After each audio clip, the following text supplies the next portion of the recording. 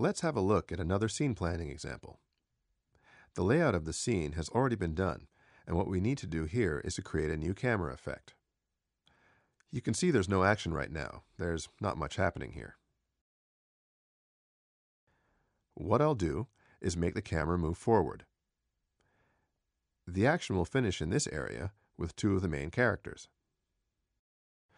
I'll bring the camera back using the top view, and I'll select the camera and attach it to a peg so we can move it around. I'll select the last frame of this peg and extend it until the end of the scene.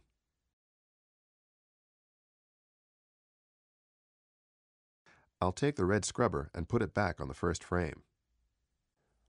I'll select the motion tool, and now I'll simply position my camera for the start frame of my scene.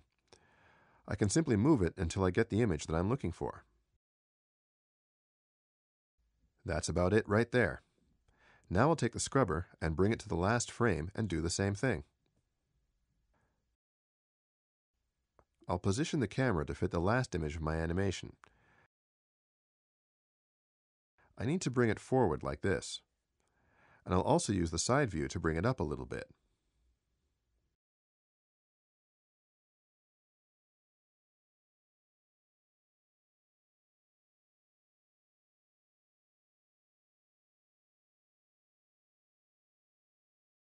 So this is basically done. I could add some motion points to make a more complex movement, but I'll keep this straightforward motion for now and go back to the beginning. Here I'd like to add a character, so I'll open my library window, and here I have the Mike character running on fire. I'm going to drag Mike in the timeline on top and close my library. By default, Mike should be at the 0 coordinates, right around here. So now I'm going to attach Mike to a peg, and I'll change the starting frame for that peg to fit Mike's exposure. I'll select that peg, and I'll use the Select Scene operator to position my drawing, and I'll move Mike half of the way, right about here. Let me zoom out a little bit. Okay, so I want Mike to start running right here. I'll scrub up to the end of Mike's exposure, select the motion tool, and simply click and drag to create Mike's motion.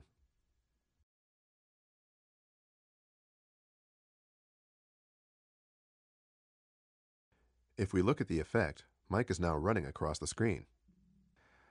All right, let's have a quick preview. I hit Enter, and I can look at the animation.